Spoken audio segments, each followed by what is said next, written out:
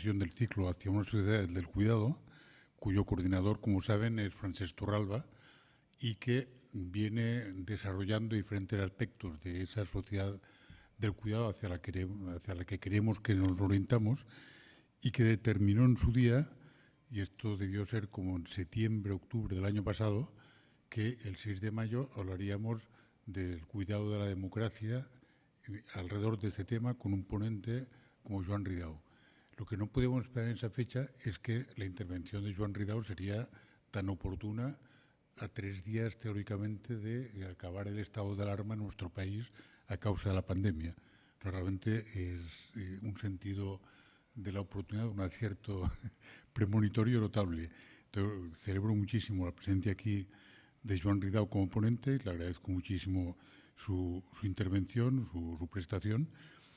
Y como decía, el espíritu de la sesión de hoy era poner de manifiesto que hay un bien público que también hay que cuidar, que también es frágil y del que debemos ocuparnos, que es la democracia. Aunque parezca una obviedad porque ya no es una afirmación o una reflexión inédita, original, pero no por ello es menos cierta. Y probablemente el riesgo más relevante para la democracia sea la propia banalización de su existencia. Cuando pensamos que es un hecho, que es un dato, que esto es obvio, el sistema natural, entre comillas, implícitamente estamos corriendo riesgo de perjudicarla. O sea, es importantísimo, y la realidad lo pone en manifiesto prácticamente cotidianamente, es importantísimo tener presente que es una conquista histórica y que no es irreversible, que esto es lo que es importante tener presente. Luego, a lo largo de la historia y en los últimos tiempos se ha visto afectada por diferentes riesgos. Quizá los más modernos son los derivados de las nuevas tecnologías, las fake news, la inteligencia artificial aplicada aviesamente, los bots. Bien, esto es uno de los riesgos. Podríamos enumerar un catálogo largo que hace que a veces se sorprenda uno que la democracia resista a pesar de todo. Y resiste, afortunadamente, y previsiblemente seguirá resistiendo, aunque, por acabar en esta introducción, debe superar dos riesgos importantes y muy actuales. Uno, el de la extrema desigualdad. La extrema desigualdad pone en peligro la legitimidad de la democracia y su propia supervivencia larga si esta polarización social y económica se exacerba. Y más modernamente, el riesgo de la demanda de seguridad. Es decir, la disposición por parte de una parte de la ciudadanía a sacrificar libertad por protección, que es un tema que requiere un sutil equilibrio y que efectivamente también podría ser un riesgo para la democracia futuro. Bien, con esto termino mi introducción, simplemente reiterando una vez más el agradecimiento al moderador y muy especialmente al ponente. No voy a presentarlo porque de eso se ocupa Francesc Torralba y seguro que lo hará mejor que yo, bueno, como mínimo también como yo. Pero en todo caso, sí me hace ilusión decir que por el ponente siento un profundo respeto como intelectual y como demócrata. Entonces, muchísimas gracias por estar hoy aquí y Francesc tiene la palabra. Pues gracias, Jaume. Buena tarde, muy buenas tardes a todos y a todas. Gracias por acudir, los que están conectados y siguen esta sesión a través del formato online, ¿no? También nos acompañan en este foro dos personas que agradecemos su presencia. Y sitúo primero el sentido de esta sesión, luego presento al ponente, que es el verdadero protagonista de la sesión de hoy y que queremos escucharle con mucha atención. Cuando hablamos de una sociedad del cuidado, no solo nos referimos al cuidado de elementos tangibles, ¿no? La naturaleza, las instituciones, la vida, sino también del cuidado de elementos intangibles, ¿no? Como pueden ser los derechos, ¿no? Y de lo que vamos a tratar es de esto, cómo han sido cuidados los derechos fundamentales durante un periodo tan excepcional, donde se decretó el estado de alarma que, como decía Jaume, muy pronto desaparece, y qué tipo de herramientas, qué tipo de ingeniería jurídica y constitucional se puso en marcha en nuestro país y en otros países colindantes para defender estos derechos fundamentales en un contexto tan excepcional, donde algunos de estos derechos se pusieron al menos entre paréntesis. Algunos hemos experimentado, pues por primera vez en nuestra vida, la limitación del derecho a la libre circulación. Yo tengo 53 años, soy del mismo año que el ponente, de 1967, y nunca había visto limitado el derecho a la libertad de movimientos, de circulación, ¿no? Otros ciudadanos sí, en otros países donde tal derecho simplemente está muy vigilado, observado, inspeccionado, incluso vetado, ¿no? Hablo de estados no democráticos y no europeos, ¿no? Sin embargo, lo interesante es observar qué tipo de marco jurídico, qué tipo de herramientas se han puesto en funcionamiento, qué tipo de tensiones y de conflictos, y también el ponente nos ayudará a ver comparativamente qué han hecho otros estados durante este periodo tan excepcional para proteger los derechos fundamentales, y en este caso concreto en nuestro país y del Estado autonómico, ¿no? Y para eso tenemos la persona, yo creo, más indicada, por su formación académica, doctor en Ciencias Políticas, licenciado en Derecho, por su trayectoria universitaria, profesor de Derecho Constitucional en la Universidad de Barcelona, y además por su experiencia política, ¿no? Ha estado en la cocina de grandes textos, como por ejemplo l'Estatut de Cataluña del 2006, ¿no? Redactor, ponente, y eso le habilita para ver los entresijos en la configuración de una ley de esta naturaleza, que es el estatuto que tenemos vigente en Cataluña, ¿no? Además es autor de una obra muy prolífica de ensayo, y de ensayo que al menos he leído algunos de textos, algunos de alta divulgación, otros mucho más técnicos, más de 50 textos, de libros, de ensayos y innumerables artículos. Te agradezco mucho, Joan, la presencia, tienes la palabra, te escuchamos con atención. Adelante.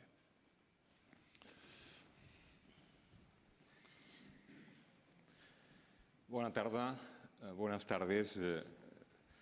Me van a permitir que principie esta intervención por el capítulo, digamos que protocolario, pero no por ello menos sincero, agradeciendo al Club de Roma y a la Fundació de la Caixa su invitación para participar en este acto, ¿no?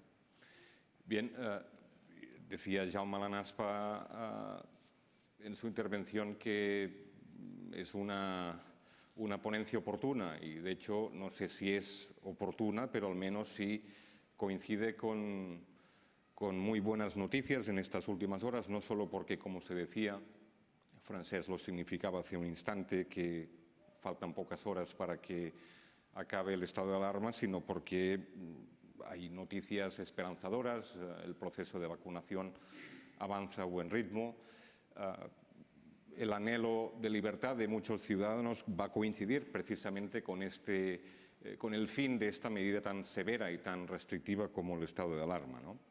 En todo caso, sí que es, si no oportuno, al menos un contexto propicio para analizar y hacer un balance de lo que ha sido más de un año de contingencia de la crisis sanitaria, que evidentemente, sin duda, tanto las incertidumbres como las dificultades que ha llevado aparejada, pues ha afectado no solo por lo insólito, por su gravedad e incluso diría por su expansión a todos los órdenes de la vida, ¿no? Y evidentemente hemos asistido a un notabilísimo punto de inflexión en términos de civilización, en la medida que se han alterado, se han modificado prácticamente todos los cánones sobre los que se asentaba nuestra sociedad, seguramente muy poco acostumbrada a desafíos de la magnitud de la que hemos vivido, ¿no?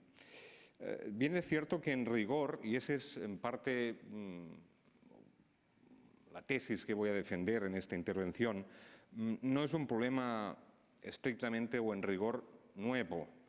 Evidentemente, los desafíos que ha tenido la ciencia en el ámbito científico han sido ciclópeos, impresionantes. Primero, buscando tratamientos, luego una vacuna, pero en cambio no en otros ámbitos como puede ser, por ejemplo, el de la economía, con las consecuencias de carácter o de orden socioeconómico que estamos padeciendo, porque hace no muy pocos años tuvimos una grave crisis económica, la gran recesión, después de la segunda mitad de 2007, y evidentemente desde el punto de vista del derecho, que es lo que a mí me concierne especialmente o lo que aquí me ocupa, básicamente tampoco no es una situación, como veremos, estrictamente nueva. No es del todo insólita en la medida en que calamidades, catástrofes de todo tipo han sucedido a lo largo de la historia de la humanidad y nuestro ordenamiento y nuestras leyes ya prevén, verbigracia el propio estado de alarma, alguna medida y alguna respuesta a este tipo de vicisitudes, ¿no? Lo cual no quiere decir, lo digo de entrada, que la pandemia no tenga o no vaya a servir, lógicamente, para arrojar nueva luz en torno a alguna de las cuestiones que se ha planteado hace un instante, ¿no? Significativamente, la forma como nuestras leyes, nuestras normas, las decisiones que toman los gobiernos o los poderes públicos afectan o vayan a afectar, no solo ahora, sino en el futuro también a un elemento nuclear o esencial del Estado de Derecho.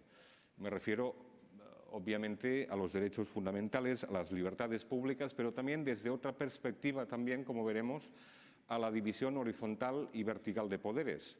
En concreto, a la relación que mantienen los distintos poderes clásicos del Estado. Hemos visto conflictos entre el Ejecutivo, el Parlamento y también el Poder Judicial, y hemos visto también, en un plano vertical, conflictos surgidos en el ámbito de las relaciones entre los distintos entes territoriales y muy concretamente en el caso del Estado autonómico, pero tampoco no ha sido un elemento exento de conflictividad en otros ámbitos, en otros estados, señaladamente en aquellos que tienen una matriz descentralizada como el Estado español. Ciertamente, en este contexto, el derecho, yo diría que más que el derecho, lo público, ha adquirido un renovado interés o un renovado protagonismo. Y eso tiene interés porque en estos últimos años hemos asistido, y desde, por ejemplo, desde un ámbito como el que yo profeso, ¿no?, desde el derecho, con una cierta perplejidad ante la emergencia de otros factores de legitimación, como pueden ser las nuevas tecnologías o incluso una hegemonía asfixiante de una disciplina como la economía, ¿no? El derecho y lo público, insisto, ha adquirido un renovado protagonismo, y algún ejemplo que lo ilustra perfectamente está en el hecho de que el Estado, en sentido amplio, lato sensu, ha pasado a ocupar una posición, digamos, central en nuestras vidas, ¿no? No solo el Estado ejerce un papel o un rol tuitivo, diciéndole a los ciudadanos lo que tiene que hacer, imponiendo de forma forzosa una vacuna, imponiendo todo tipo de pruebas de detección de una enfermedad, sino que incluso imponiendo restricciones muy severas y muy duras en relación a los derechos fundamentales y a las libertades públicas, lo cual demuestra que son malos tiempos, por cierto, malos tiempos para opciones o para posiciones liberales como las que triunfaron no hace muchos años. Parafraseando aquello que al menos se atribuye a Margaret Thatcher, podríamos decir que hay individuos, hay sociedad y hay Estado, y no solo un Estado, sino que hay un auténtico leviatán, hay un auténtico contrato social, y por tanto la COVID, como antes la gran recesión, digamos que, volviendo a parafrasear, en este caso a Fukuyama, la COVID y la pandemia ha supuesto el fin de la historia, pero en este caso el fin de la historia ha venido de la mano de la primacía o la importancia de lo público y no precisamente de las ideas o de las concepciones neoliberales, ¿no? En segundo lugar, la Constitución en sentido amplio, como norma, como mínimo común denominador normativo, como norma digamos que contiene los elementos fundamentales de la ordenación de la convivencia como contrato social que decía hace un instante, ¿no? Ya sea desde una perspectiva o desde una concepción más racional, normativa o positivista, ya sea desde una concepción más sociológica, ¿no?, que entiende la Constitución como una suma real de factores de poder, ha adquirido también un protagonismo y una relevancia insólita e indiscutible, ¿no? Prueba de ello es que tanto las autoridades sanitarias como los propios jueces y tribunales en estos últimos tiempos han tenido que hacer un test importante de adecuación de sus decisiones y de las propias normas a la Constitución, y han tenido que buscar un equilibrio precario, delicado, entre las exigencias que derivan de la salud pública y, evidentemente, el respeto a los derechos fundamentales, ¿no? Y todavía más allá, lo público y el derecho ha tenido una especial relevancia también en el ámbito de los estados compuestos. Antes se hablaba de las comunidades autónomas, se hablaba también de las soluciones que han adoptado otros estados. Todos los estados, todos sin excepción, luego lo veremos, han estado sometidos a un importante stress test en cuanto a la relación entre los distintos poderes públicos que actúan, ¿no? Precisamente el derecho de crisis o el derecho de necesidad, que es el que habilita poderes extraordinarios para poder atajar una crisis sanitaria como la actual, comporta inexorablemente una centralización del poder de decisiones. En el caso español en particular presenta además un interés indudable, porque el estado de alarma en España, y luego lo veremos, ha sido, de hecho es, un auténtico rara avis en el concierto de estados y naciones de Europa, y el estado de alarma confiere, lógicamente, unos poderes muy importantes que centralizan el poder de decisión, como he dicho, pero que además, como hemos visto, ha centrifugado la gestión, en este caso en otros entes, como son las comunidades autónomas, de acuerdo con el reparto o el sistema de distribución competencial que hay, en este caso en España, porque las comunidades autónomas asumen la gestión y el Estado tiene, en este caso, las facultades para dictar las normas con carácter básico y también para ejercer la coordinación. Pero también en este marco del Estado autonómico, la complejidad propia de un Estado descentralizado, en el caso español, pero no solo en el caso español.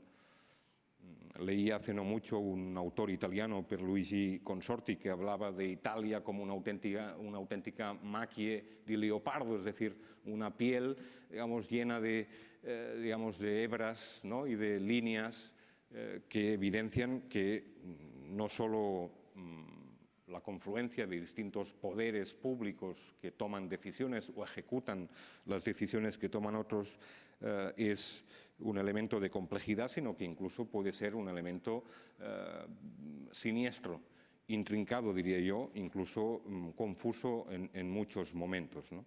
Y por otro lado, como decía, ahora ya con algo más de detalle, es evidente que los derechos fundamentales y las libertades públicas que consagra la Constitución, en el sentido de su garantía, de su preservación o de su defensa, ha comportado o ha exigido un nivel, digamos, de cuidado o de atención para no vulnerar en exceso los derechos de las personas. Hemos visto situaciones insólitas a raíz precisamente de la crisis, y admitiendo que no hay ningún derecho fundamental ilimitado, todos pueden limitarse, incluso se pueden suspender. No es el caso del estado de alarmas, pero sí de otras situaciones más excepcionales, como el estado de excepción o el estado de sitio. Hemos visto en este contexto cómo la libertad personal, la libertad deambulatoria, ya sea nocturna, el derecho de reunión y de manifestación, el derecho de culto, e incluso la participación política, con los conflictos surgidos a raíz de distintas convocatorias electorales, donde han surgido conflictos muy notables, ¿no?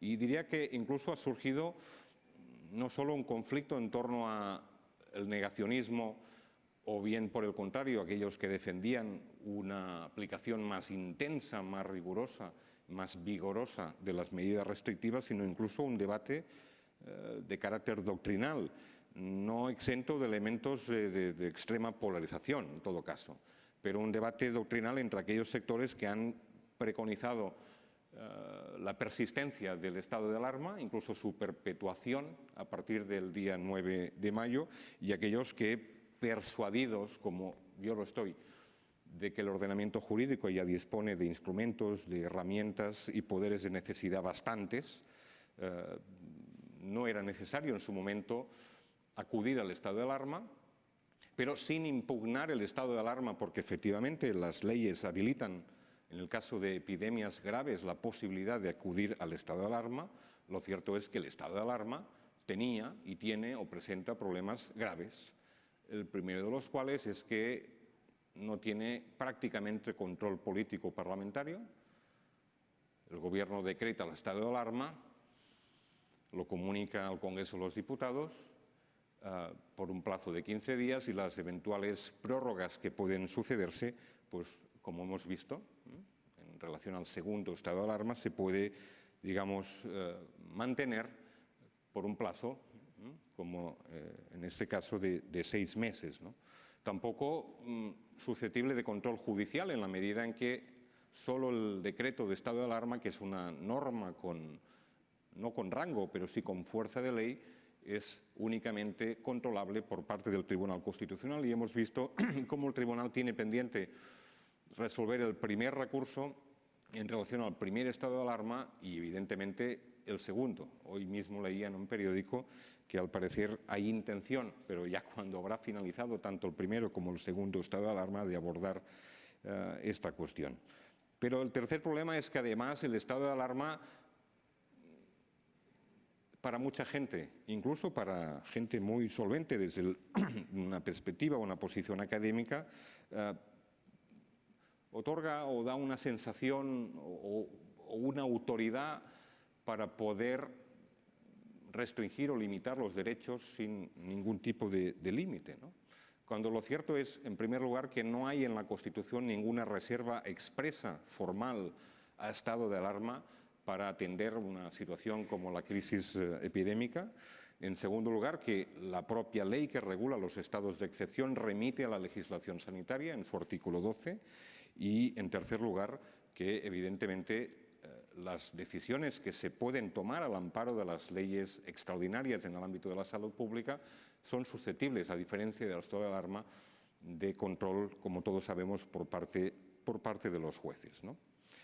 Bien, la primera de las cuestiones, muy rápidamente, que quisiera tratar después de esta pequeña presentación, ni que sea de forma sucinta, es que, evidentemente, lo primero que hay que analizar es si existe o se da un factor de legitimación como para acudir al derecho de crisis o al derecho de necesidad, ya sea un estado de alarma o ya sea una ley de salud pública que confiere poderes de necesidad extraordinarios. Por tanto, la pandemia o cualquier crisis sanitaria de esta naturaleza debe ser reconocible como crisis sanitaria grave.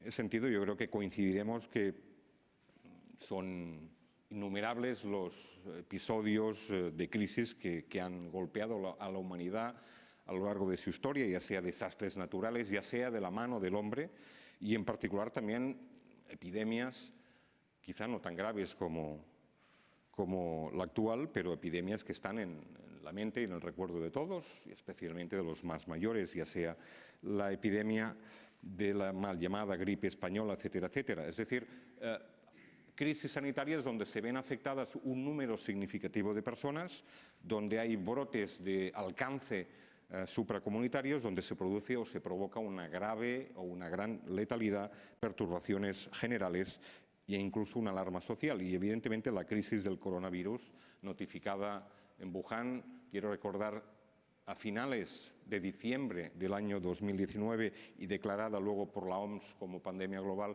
en marzo del 2020, evidentemente reúne todos estos requisitos. Es obvio que es una crisis sanitaria grave, es obvio que ha afectado globalmente a todo el planeta, que ha estado durante meses incluso confinado, que se han eliminado cualquier posibilidad de movilidad entre los distintos países que ha condicionado la libertad de residencia e incluso el derecho a la educación o alterado incluso los hábitos del trabajo y, por tanto, podríamos decir, haciendo buena aquella máxima ciceroniana de la salus populi suprema lex, que el derecho de crisis o el derecho de necesidad estaba, en este caso, perfectamente habilitado. Segunda cuestión, dando por sentado que asistimos a una crisis sanitaria y que este tipo de crisis sanitaria habilita la utilización de poderes de necesidad o respuestas extraordinarias, ¿qué tipo de respuestas estamos dispuestos a consentir o a tolerar en pleno siglo XXI? Y esta es una reflexión importante porque evidentemente no hay un consenso social en torno a esta cuestión, lo hemos visto especialmente en alguna comunidad autónoma donde sus gobernantes o sus responsables públicos pues, han tomado decisiones que en muchos casos han diferido de aquellas que decidía el gobierno español o otras comunidades autónomas, ¿no? En ese sentido, la primera consideración a hacer, y se decía antes al inicio de la introducción a esta intervención, el derecho no es más que un constructo, ¿no?, de ingeniería social que sirve o debe servir al menos para estructurar o para organizar la vida social, ¿no? Y por ello mismo el derecho tiene que adaptarse a la realidad social y no al revés, aunque normalmente esta adaptación llega tarde, con dilación, como todos sabemos, ¿no?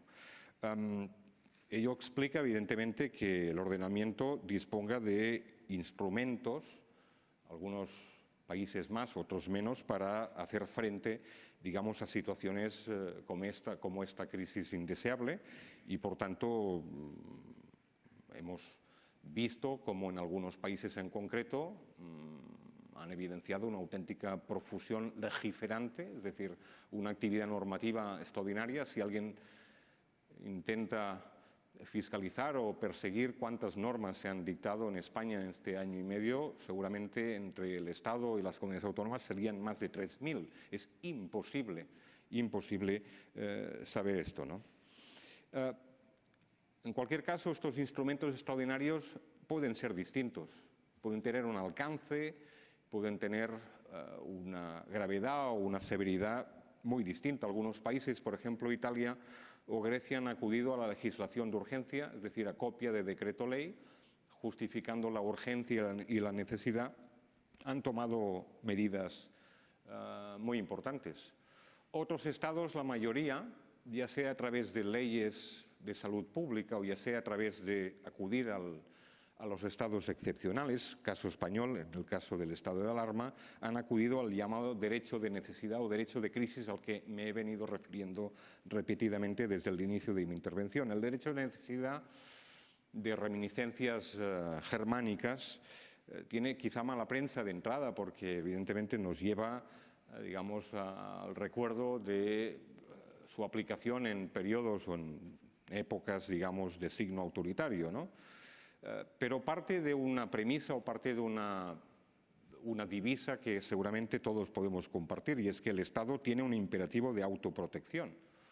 Y ese imperativo tiene que consentir intersticios, tiene que consentir cesuras y, por tanto, algún hueco por el cual se puede poner en cuestión o al menos limitar los derechos que son normales o habituales en el Estado de Derecho. No me estoy refiriendo, evidentemente, a supuestos como las leyes de plenos poderes, por ejemplo, en el Reino Unido durante las 2 guerras mundiales.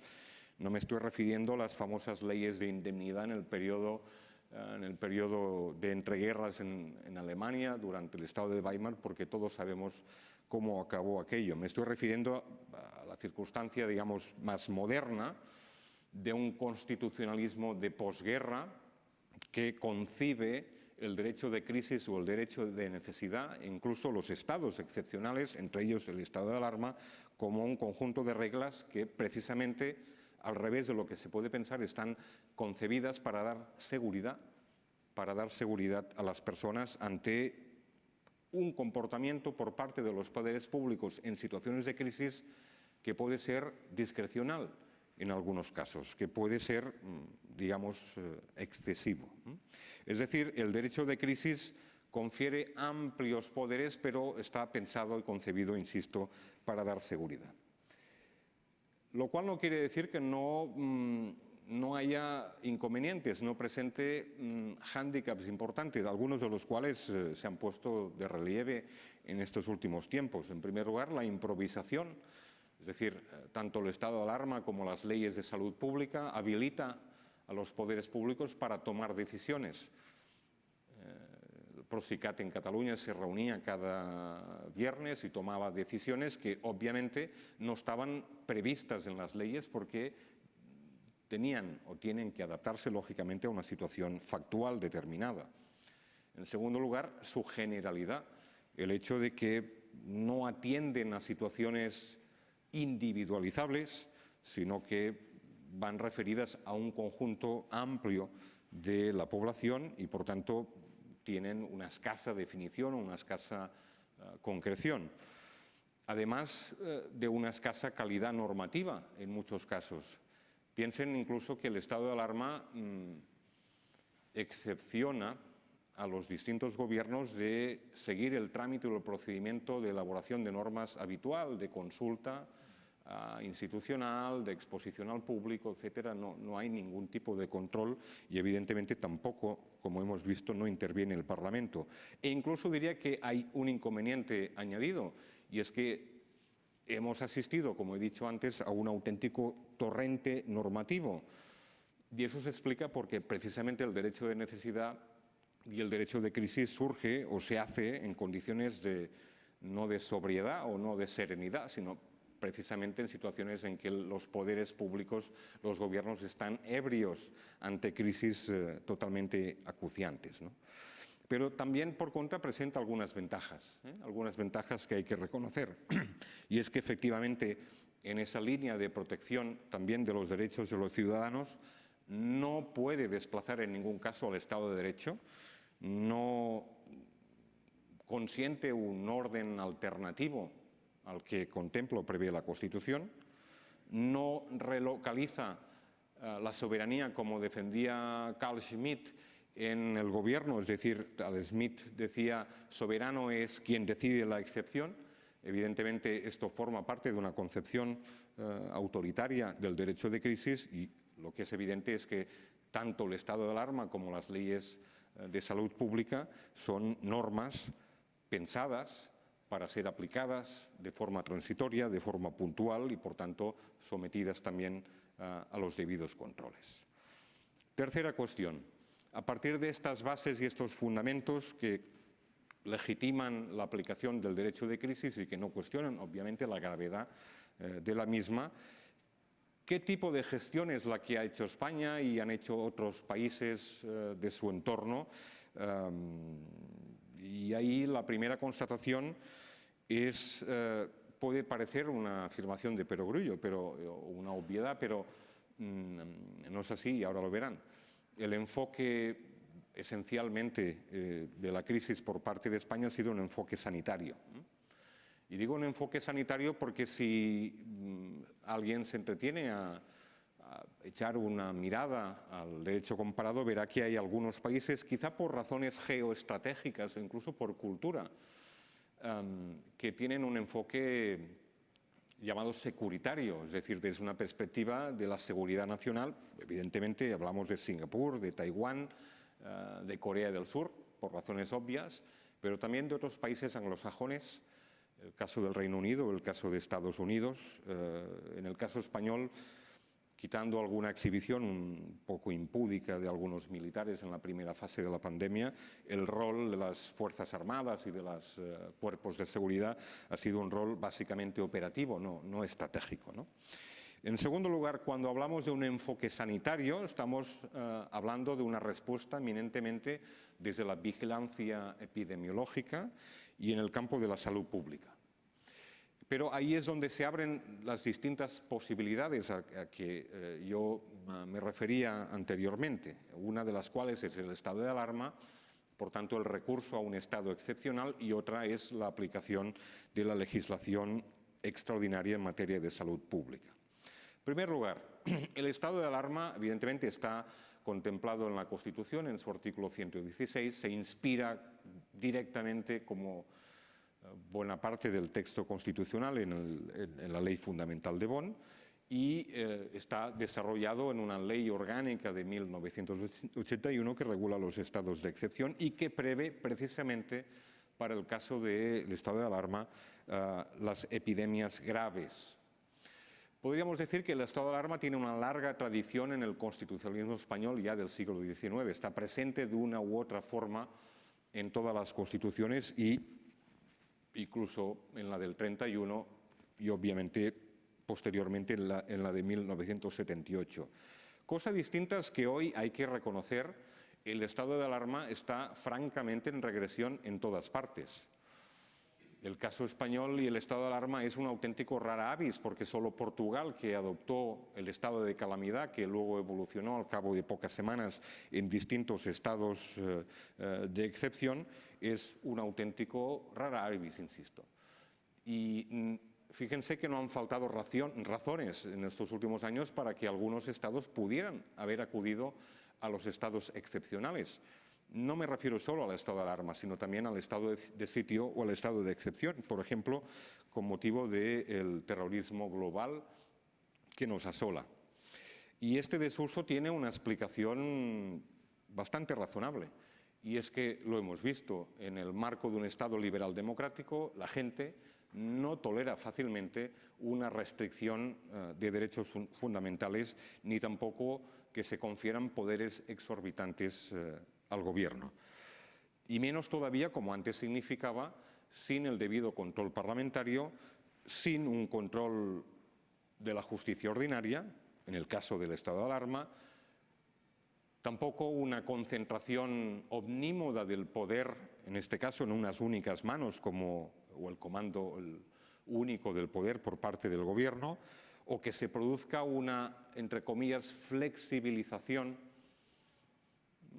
de forma más bien subrepticia y, por tanto, una vulneración del orden competencial, asumiendo, en este caso, el gobierno del Estado funciones que no le corresponden e incluso, diría yo, esta sensación, ¿no?, que antes también mencionaba, de que en el estado de alarma se puede o está permitido casi absolutamente todo.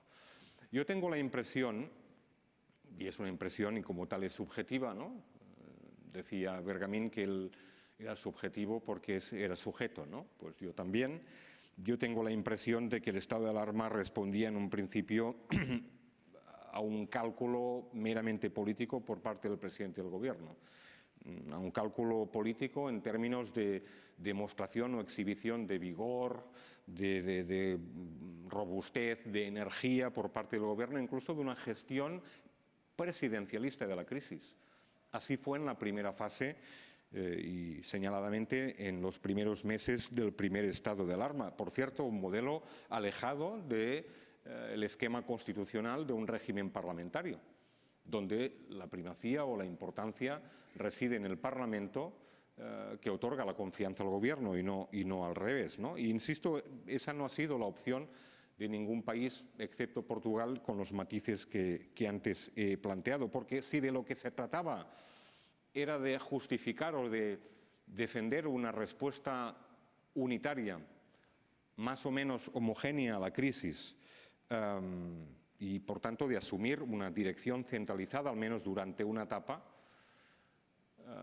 situación que debo reconocer que en todos los estados, incluso los más descentralizados de Europa, ha sido así. Había otras opciones u otras posibilidades, como por ejemplo acudir a la legislación sanitaria extraordinaria, a la que me quiero referir brevemente. Antes de empezar esta locución comentábamos con los moderadores precisamente que España es uno de los estados que tiene un arsenal normativo en materia de salud pública más importante, yo me atrevería a decir, no solo de Europa, sino del mundo. En los años 80 se aprobó, en el 86, la famosa ley Lluch, la ley de sanidad, de la cual se desgajó una pieza como fue una ley orgánica, la de medidas de salud, medidas especiales de salud pública, que tiene rango de ley orgánica, que es precisamente la que en su artículo 3 autoriza la adopción de las medidas oportunas en situaciones como la crisis actual. Posteriormente se adoptó la Ley General de Salud Pública en el año 2011 y posteriormente también la Ley de Cohesión y Calidad del Sistema Nacional de Salud, que es la que rige los destinos precisamente de este órgano como es el Consejo que ha regido, en este caso, la coordinación entre el Estado y las comunidades autónomas. Más allá, incluso, la Ley de la Jurisdicción Contenciosa Administrativa, como todo el mundo ya sabe a estas alturas, contempla desde 2010 precisamente la intervención de la justicia ordinaria para controlar estas medidas. Y más allá de esto, todavía existen algunas normas en el ámbito de las emergencias y de la protección civil que podían haber sido utilizadas. Y me atrevo a afirmar lo que he afirmado porque echando una mirada, ni que sea una leve mirada a la experiencia de otros países y al acervo normativo, por ejemplo, de países como Alemania, como Austria, como Bélgica o como Dinamarca, veremos que en Alemania rige una ley de infecciones desde 2001, por tanto, posterior a la ley española. En Austria y en Dinamarca sí que hay una gran tradición porque desde 1915 disponen de una ley de epidemias. No he conseguido saber exactamente qué es lo que motivó aquella decisión. Sé que en 1915 hubo un brote de tifus muy importante, pero la gripe española se reveló en 1918, ¿no? Sea como fuere, estos dos países disponen de leyes desde hace más de un siglo. Y el caso de Bélgica es un caso singular porque ha recurrido a una norma ad hoc que atribuye poderes de codecisión al Parlamento junto al monarca, junto al jefe del Estado. En otros países de matriz ya centralista, ya sea el caso francés, Grecia, Holanda o Irlanda, han debido acudir o a leyes de urgencia, decretos leyes, o bien a leyes de salud pública ad hoc para atender la crisis que puntualmente se ha planteado. Por tanto, una de las constantes, digamos, de este periodo es que en España ha habido un acervo normativo y, por tanto, un patrimonio normativo muy importante. El hecho de que existieran, por cierto, en algunos de estos estados descentralizados, leyes que permitían o que permiten dar una respuesta a la crisis, no ha eximido en ningún caso de conflictos o de tensiones entre territorios, entre sí y entre estos territorios o entes territoriales y el Estado. El caso de Alemania, con una tradición consociativa propia de un federalismo cooperativo, ejecutivo de larga tradición, Renania-Westfalia del Norte ha ejercido como la Comunidad de Madrid. Baviera fue el primer Länder que adoptó en aplicación de sus propias leyes, como aquí hizo la Generalitat en el mes de marzo las primeras medidas, lo cual evidentemente no gustó excesivamente al gobierno federal. En Austria hubo problemas con el Tirol del Sur por su proximidad al primer brote epidémico que fue Italia. En Dinamarca hubo problemas porque las 5 regiones especiales de Dinamarca disponen de comisiones epidémicas que se llaman, que tienen amplios y plenos poderes, que fueron, por cierto, transferidos y recentralizados al gobierno de Copenhague. Por tanto, podríamos decir que el punto de partida en España no era tan malo en ese sentido, a pesar de lo que se pueda decir o de lo que se ha afirmado. Quiero decir que incluso no solo el Estado, sino las comunidades autónomas en estos últimos años han hecho sus deberes. Hace un momento me refería a la Ley de Salud Pública catalana del año 97, pero en Aragón se dispone de una ley de salud que, por cierto, ahora quieren reformar. En Galicia una ley desde 2007 que ahora se ha reformado de forma polémica y con controversia en torno al tema de la vacunación forzosa y que ha meritado incluso un recurso por parte del gobierno español, también en Navarra y en el País Vasco en el ámbito de las emergencias. Y quien no tenía o disponía de ley propia podía acudir a la ley orgánica estatal, concretamente a este famoso artículo 3 de la LOMESP, de la Ley Orgánica de Medidas Especiales en el ámbito de la salud pública. Eso sí, las comunidades autónomas podían aplicar o bien la ley estatal o bien sus propias leyes sometidas al control judicial. Y ahí voy acabando. Un control judicial también no exento de polémica. Hoy mismo hemos conocido la noticia de que el Tribunal Superior de Justicia de las Illes Balears autorizaba el toque de queda.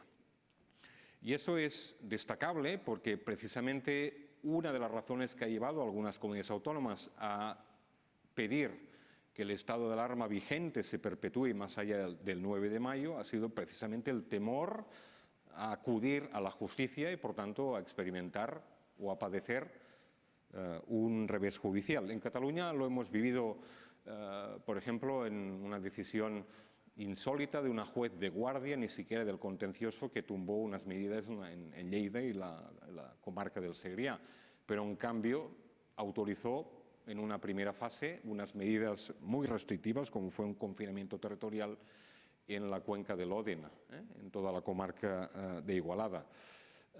Vimos, por ejemplo, en el mes de octubre que en la Comunidad Valenciana se adoptaba un toque de queda cuando todavía no estaba vigente el estado de alarma, y el Tribunal Superior lo autorizó, cosa que, por ejemplo, no hizo el Tribunal Superior de Castilla y León.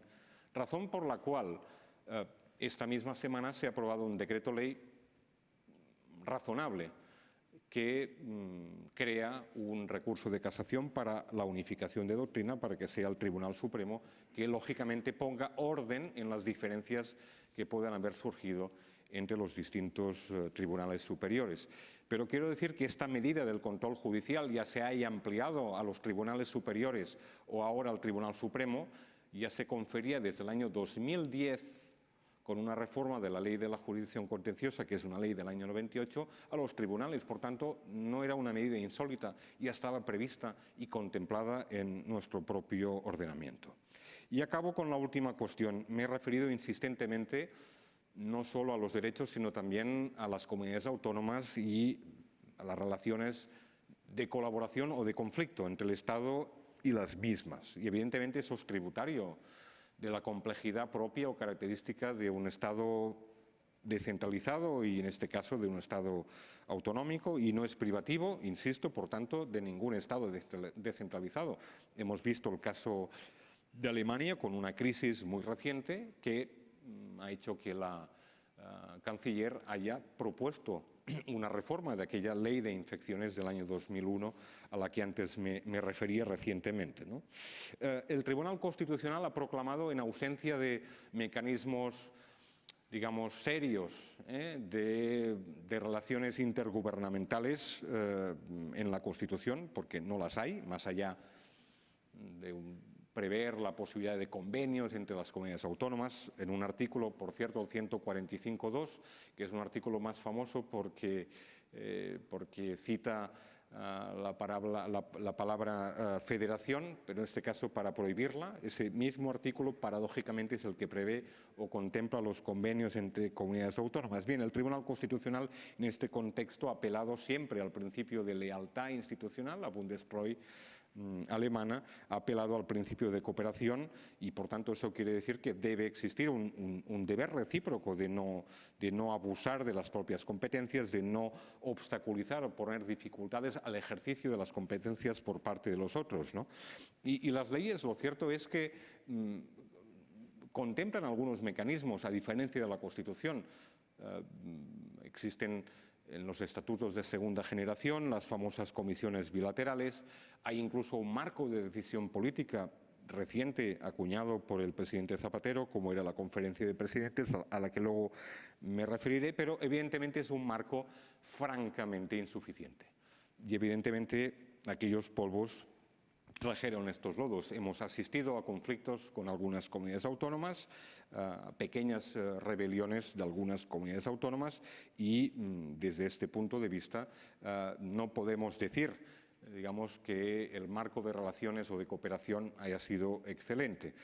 Insisto que en los estados de matriz descentralizada, los estados compuestos, también ha habido problemas. Me he referido al caso alemán, me he referido al caso belga, al caso danés, pero también es verdad que su ordenamiento contempla mecanismos, ya sea de relación interorgánica o de colaboración internormativa, El caso alemán es conocido, aunque evidentemente los gobiernos de gran coalición facilitan o favorecen lógicamente esta cooperación. En Australia existe la National Cabinet, en Canadá es conocido el papel del Consejo Federal, en Estados Unidos, incluso aunque sea una asociación privada, los gobernadores de los estados se reúnen periódicamente, aunque no lo han hecho en la época trumpista, y también hay que tener en cuenta que la 10ª enmienda de la Constitución otorga, en este caso, a los estados federales todas las competencias en materia de salud pública y de seguridad. En España hemos asistido a unas conferencias de presidentes autonómicos, 17 creo, si no me he descontado, reuniones sin orden del día, dominicales, a través de videoconferencia, por parte de un órgano que en ningún caso es decisorio, pero que en este caso además conocía de aquellas cuestiones que iban a ser objeto de debate a través de los medios de comunicación, a través de filtraciones por parte del propio gobierno, y por tanto desde este punto de vista se ha revelado como un instrumento ineficaz, tan ineficaz que no se ha reunido desde hace meses.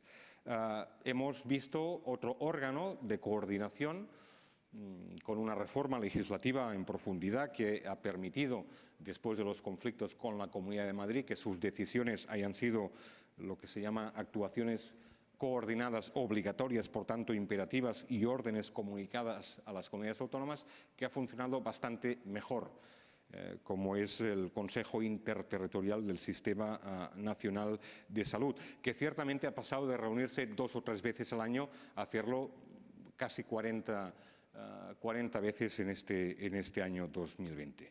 Insisto, no quiero decir que el problema sea únicamente o exclusivamente un problema de institucionalizar este tipo de cuestiones, porque ya me he referido a un elemento de carácter cultural que está presente en muchos otros países, pero es evidente que la descentralización política en España no ha ido acompañada o no ha llevado aparejada de mecanismos potentes de relación entre los distintos territorios y el Estado.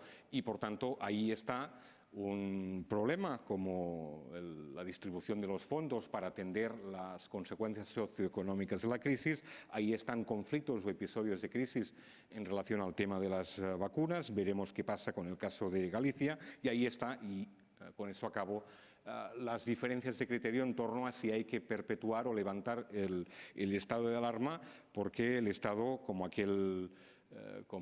el perro del hortelano que ni come ni deja comer, pues dijo que no quería estado de alarma, pero otras comunidades autónomas tenían un temor fundado y un temor cierto a que sus medidas podían recibir un correctivo por parte de los tribunales. Por tanto, todo ello evidentemente es susceptible de una mejora muy sustancial y evidentemente esas una de las cuestiones, digamos, estructurales que plantea nuestro modelo de Estado. Y yo hago votos para que en el futuro no solo se pueda mejorar la actual situación de crisis sanitaria, sino que evidentemente estas cuestiones también puedan ser mejoradas y, por tanto, podamos superar algunos de los episodios de confrontación y de crisis que hemos vivido en estos últimos tiempos.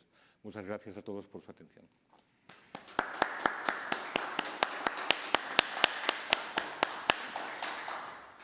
Pues muchas gracias a ti, Joan, por esta presentación, por otro lado, tan detallada, tan rigurosa, que nos ha permitido, incluso a los que no somos juristas ni procedemos de este terreno, comprender los artilugios, las estrategias, las distintas ingenierías jurídicas que hay en nuestro país y también comparativamente con otros. Yo tenía 2 preguntas para formularte, para empezar este debate, focalizando primero la atención en una de las libertades fundamentales, que es la libertad de expresión. Nos hemos referido a la libertad de circulación y de movimiento, y esa la hemos sufrido de qué manera, ¿no? Siempre a través de la justificación de la salud pública y el interés general, pero la pregunta es muy clara, ¿no? La libertad de expresión, en un contexto de posverdad o de fake news, ¿cómo y de qué manera puede limitarse? Es decir, ¿yo puedo ampararme en la libertad de expresión para mentir? ¿Me puedo amparar en la libertad de expresión y decir, hoy en Barcelona llueve, cuando todos hemos constatado empíricamente que ha hecho un día espléndido, de sol, un día primaveral. ¿No? Hoy en Barcelona llueve.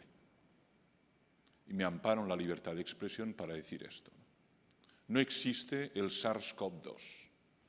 Me amparo en la libertad de expresión y digo esto. Y además no lo digo delante de 50 o 100 personas. Lo digo como soy un youtuber, tengo 5 millones de followers y lo digo impunemente allí, amparándome en la libertad de expresión. A mí me gustaría, Joan, tú como jurista, profesor de universidad, has sido letrado mayor del Parlamento, esto no es cualquier cargo, ¿cómo tenemos que enfrentarnos a esta situación? ¿No? Porque no es menor, sobre todo cuando en muchos casos lo que dice el youtuber se convierte en palabra de Dios y se convierte casi en un Mesías que es seguido de una manera crédula y sin capacidad crítica. ¿No? Hay mucha credulidad en la red. ¿No? Esto por un lado. Y por otro, antes de morir, Zygmunt Bauman nos dejó un ensayo muy potente, que además tenemos traducido en lengua castellana, que es Miedo líquido, Liquid Fear. Y es un texto que yo creo que tiene interés no solo cuando lo publicó, sino también en el presente, ¿no?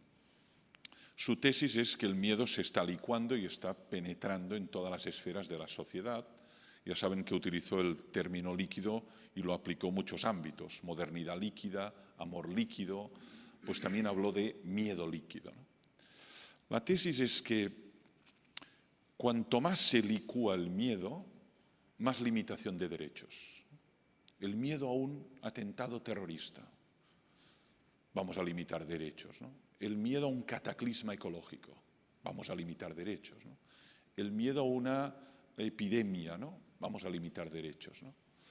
Y el miedo, bueno, es una pasión, Descartes la trató en las pasiones del alma, pero bueno, también puede ser suscitado muy artificialmente, ¿no? ¿Qué fundamento objetivo tiene un miedo y qué fundamento subjetivo tiene, ¿no? ¿Cómo se puede generar miedo a través de la red? E incluso una situación de alarma cuando no hay objetividad para generar este miedo, ¿no? No sé, me gustaría que pudieras pensar ambas cosas, ¿no? Teniendo el lujo de tenerte aquí, sobre todo el tema de la libertad de expresión, que no ha sido menor también en este periodo, y el tema de si percibes eso, que realmente vivimos en una sociedad del miedo y que eso puede tener como consecuencias más limitaciones de derechos en años venideros. Gracias, Joan. Gracias. Empiezo por el principio. La libertad de expresión, en efecto, no ha sido un derecho fundamental restringido durante la contingencia de la crisis sanitaria. Pero, evidentemente, ha sido un derecho que ha estado muy presente. ¿Por qué? Porque, evidentemente, la era de la posverdad, la extrema polarización que conlleva, por ejemplo, el contexto de la actual globalización, el negacionismo que han exhibido algunos, incluso responsables políticos muy importantes, ¿no? Evidentemente tiene mucho que ver con la libertad de expresión, ¿no? En este caso, la libertad de expresión en estos últimos años ha llevado a un planteamiento por parte de las, por ejemplo, instituciones europeas en torno precisamente a un fenómeno nuevo, como son los llamados delitos de odio, que no estaban presentes en nuestros códigos penales, ni en el Código Penal del año 95, llamado de la democracia, ni en la mayoría de ordenamientos a nivel europeo. Y esos delitos de odio que normalmente se relacionan con colectivos, digamos, susceptibles de persecución, colectivos, me refiero, étnicos, minorías étnicas, nacionales o determinados segmentos, digamos, de nuestra sociedad más débil, ha llevado a la Unión Europea a tratar esta cuestión e incluso a dictar directivas que han debido ser traspuestas por parte de los distintos estados en su ordenamiento, ¿no? En tercer lugar, España no ha sido especialmente permeable a estas directrices que emanan de Europa, que evidentemente no son tan liberales como la doctrina americana del Tribunal Supremo, ya desde finales del siglo XIX, que es ampliamente liberal, ¿no?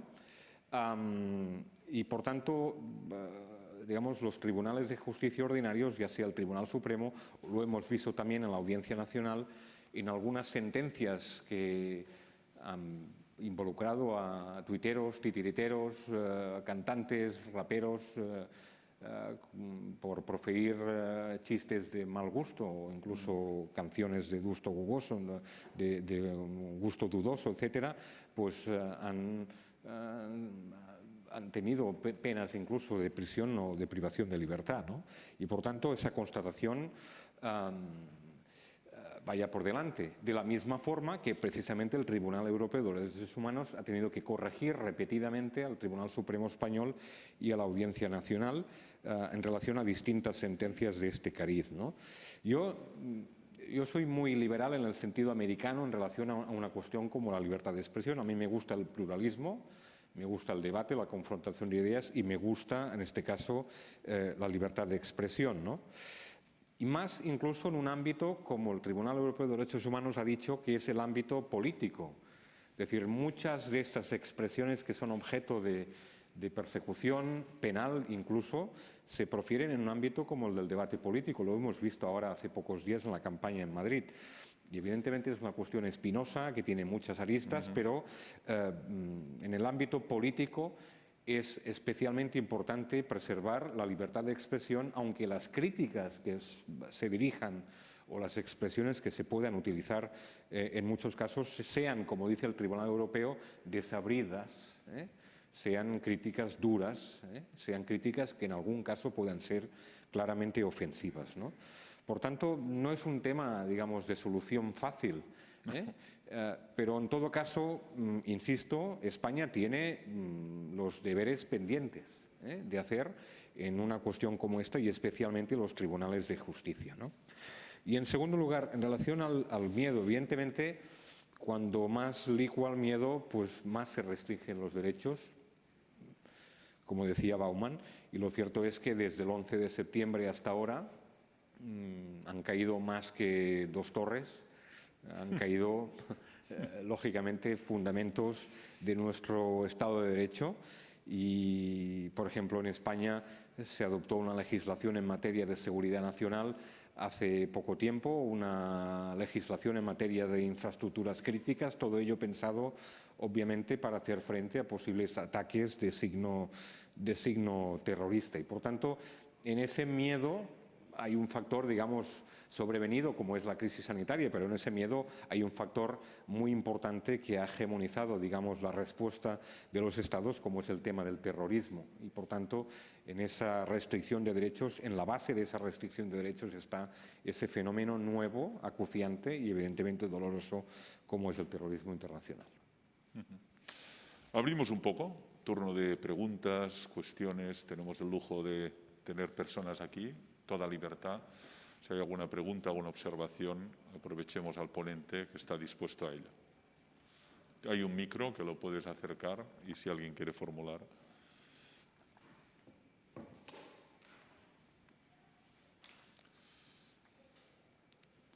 Jaume, adelante. Ya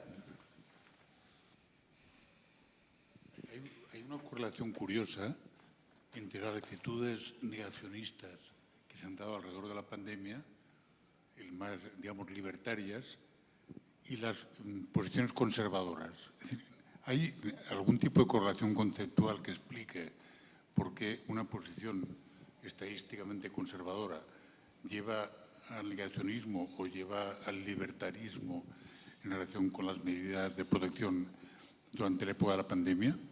Es una pregunta quizá más psicológica que jurídica, pero es que es llamativo no solo en España, sino a nivel internacional. Esta correlación, o sea, digamos, los conservadores son más negacionistas que la gente de izquierdas en todo el mundo, ¿no?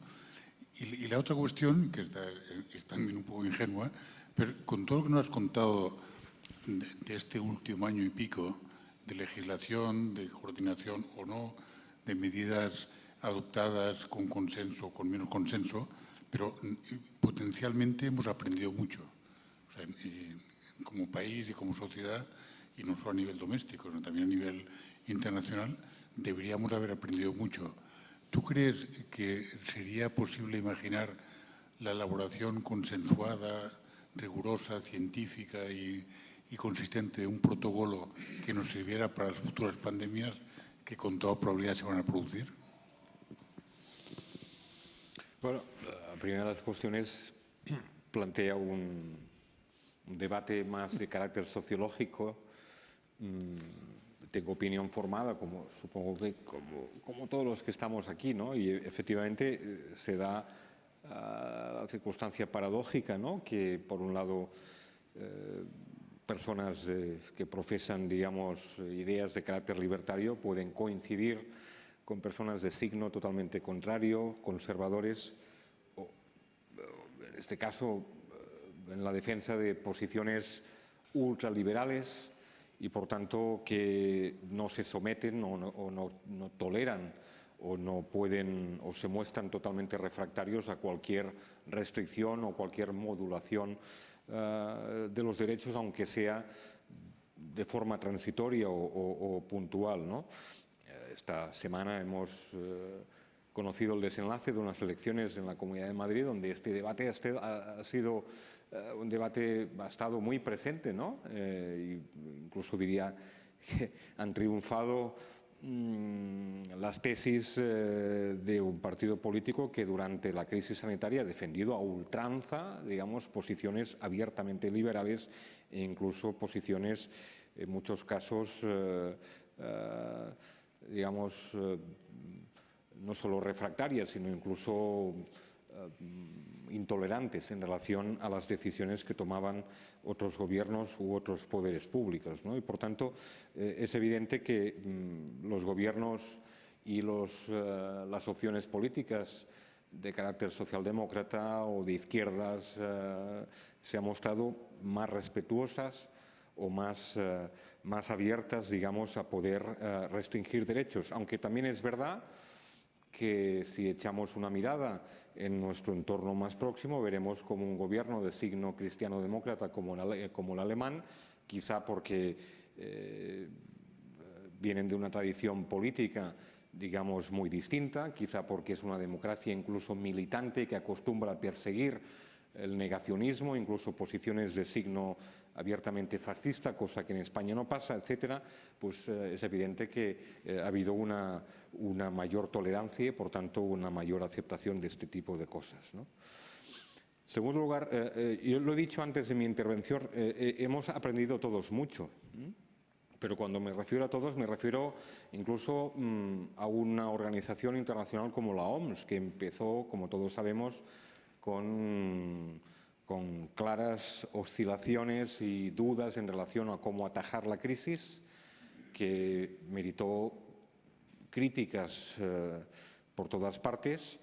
Hemos visto cómo en los distintos estados se iban improvisando distintas medidas, se iban mejorando con el tiempo y, por tanto, o incluso hemos visto señaladamente, en el caso español, cómo los jueces y los tribunales también, desde una posición en origen quizá muy celosa de la defensa de los derechos y muy poco comprensiva con la necesidad de respetar esos poderes extraordinarios o de necesidad para hacer frente a la crisis, finalmente han ido, digamos, adecuándose y adaptándose a la realidad y, por tanto, desde esa perspectiva han ido aceptando ese tipo de medidas, ¿no? El hecho de que existan instrumentos normativos de carácter internacional, evidentemente, tiene que contribuir en el futuro, digamos, a hacer frente a este tipo de crisis mucho mejor. Pero la OMS no deja de ser una organización dependiente de Naciones Unidas, por tanto, no deja de ser una especie de agencia de Naciones Unidas y a partir de ahí, evidentemente, los Estados pueden suscribir acuerdos, tratados, normas que rijan a nivel internacional y que sirvan para armonizar desde la diferencia las medidas que en el futuro puedan adoptarse para hacer frente a crisis, esperamos que no sean como la que hemos vivido en estos últimos tiempos, ¿no? Gracias. Otra pregunta. Adelante.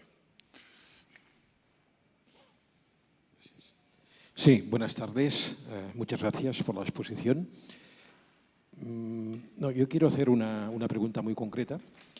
Estamos delante de una pandemia que se transmite por un virus, como sabemos, digamos que el causante de la pandemia es un virus respiratorio. Por lo tanto, desde un punto de vista de salud pública, hasta que no hemos sido capaces de tener una vacuna y, sobre todo, de vacunar a toda la población mundial, el único sistema de salud pública que teníamos para que la pandemia no fuera más era la famosa distancia. Digamos que los virus que expulsamos de nuestro cuerpo, la persona contagiada, no lleguen a otra persona que no está contagiada y se contagie justamente por este hecho, ¿no? Y la famosa cifra esta del 1,5 metros, 2 metros aproximadamente, digamos, de distancia, y sobre todo evitar locales cerrados. Mi pregunta es, la Ley Orgánica de Salud Pública, creo que del 86, 87, en este momento ya no recuerdo la fecha exacta, ¿era un instrumento jurídico suficiente para para conseguir que se produciera esta distancia entre las personas, que era el único medio que teníamos los responsables de salud pública para intentar evitar que la pandemia se extendiera más? ¿Era suficiente o no? Bueno, gracias. Al hilo de esta pregunta se suscitan dos cuestiones distintas. La primera, efectivamente, coincido que hasta que no ha habido una vacuna o unas vacunas efectivas, las medidas o la medida que se ha revelado más eficaz, efectivamente, ha sido el distanciamiento, la distancia, lo cual me lleva precisamente a una de las medidas más conflictivas o más polémicas en este contexto, que ha sido el famoso toque de queda, ¿no? Toque de queda que en primera instancia ocasionaba una cierta perplejidad, un término de reminiscencias, digamos, más bien belicistas y autoritarias, más propias, digamos, decimonónicas, más propias de otra época, no prevista en ningún ordenamiento y, por tanto, es una medida, digamos, más propia del pasado, pero que fácticamente, bajo el eufemismo de la limitación de la deambulación, digamos, en horario nocturno, se ha revelado como la medida más eficaz, ¿no? Y al mismo tiempo, precisamente por esa eficacia de la que algunos pueden dudar legítimamente, es la que ha llevado a la última crisis en relación digamos, al desenlace del estado de alarma. Es decir, el temor, digamos, de algunas comunidades autónomas al levantar esa medida del toque de queda es lo que llevaba a pedir de forma insistente al gobierno español que mantuviera el estado de alarma. El gobierno español, yo creo que razonablemente, finalmente levanta un estado de alarma como una medida puntual que no se puede perpetuar y con ella, evidentemente, decae también la medida estrella como es el toque de queda. Y, por tanto, eso lleva a las comunidades autónomas insisto, a plantear la posibilidad de perpetuar el estado de alarma, lo cual no deja de ser un poco triste, si me permiten, en términos de autogobierno, es decir, que se tenga que pedir una medida tan extrema y que confiere poderes tan extraordinarios al gobierno central y haciendo dejación de la posibilidad de hacer uso de sus propias normas, ¿no? En segundo lugar, la ley orgánica del año 86, la LOMESP, que es esa ley desgajada, digamos, de la ley de sanidad, no contempla efectivamente con detalle, digamos, esas medidas. El artículo 3, antes me he referido, que es, digamos, la habilitación, digamos, general, porque habla de medidas oportunas y no dice cuáles, para que las autoridades sanitarias puedan adoptar en cada caso las medidas que sean pertinentes o necesarias, pues es eso mismo, una cláusula genérica, no es lo que en derecho se llama una cláusula estándar, es decir, Hay algunas cláusulas estándar en el ámbito de la salud pública, cuando se autorizan requisas, cuando se autorizan, qué sé yo, para evitar el acaparamiento de alimentos, etcétera. Hay medidas, pero evidentemente esa es una ley que se hizo en el año 86 muy pensando en una crisis sanitaria como fue la SIDA, que en aquel momento era un fenómeno, digamos, emergente, pero que no podía prever, que luego se podía aplicar, por ejemplo, a una enfermedad como el ébola, o que se podía aplicar a la síndrome famosa respiratoria, o que evidentemente podía ser aplicada finalmente en el caso de la COVID-19. Por tanto, antes he hecho referencia, es difícil que una ley que confiere amplios poderes en materia de salud pública, de entrada, pueda prever todos los supuestos que fácticamente se pueden dar.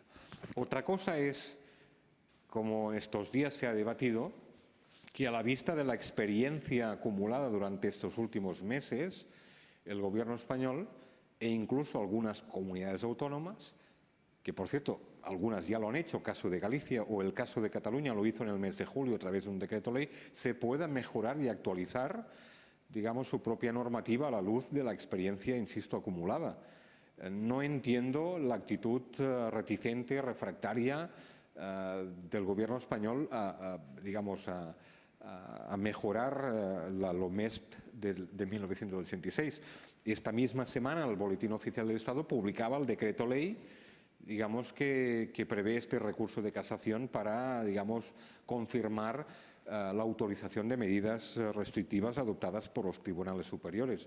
En sede de ese mismo decreto ley podía haber sido, digamos, mejorada la normativa y, por tanto, adecuada a, digamos, a la realidad. Quizá el temor del Gobierno o del legislador es, digamos, crear un estado de opinión más desfavorable, si es que es posible, en torno a medidas que no se adoptan, digamos, de forma más o menos, digamos, sin sujeción o sin amparo en una norma, sino a través de resoluciones que adoptan determinados órganos más o menos telúricos, sino en este caso que una ley prevea directamente restricciones como las que se han adoptado en estos últimos tiempos. Quizá ese es el temor que tiene el Gobierno o el legislador en sentido amplio y, por tanto, prefiere, y especialmente en una época o en un contexto eminentemente electoral, digamos, no hacerlo. Quizá esa es la razón, pero en todo caso no me parece una razón, me parece una razón de conveniencia o de oportunidad política, pero no una razón profunda en razón del interés público o del interés general. Pues gracias, Joan, por tu presentación, también por la respuesta a estas preguntas. Gracias a todos los que nos seguís online y también por tu punto de vista esperanzado, porque empezar una ponencia y decir que tenemos buenas noticias, que parece que tenemos argumentos para la esperanza, me parece interesante. Abundan mucho los discursos apocalípticos en nuestro tiempo y esto también lo agradecemos, los que estamos en este ciclo y en otros, pues que de vez en cuando nos digan, bueno, parece que ya se abre un horizonte. Gracias, Joan, y también por el rigor y la exactitud de los datos y de todo el utillaje que has utilizado. Gracias y hasta la próxima. Muchas gracias.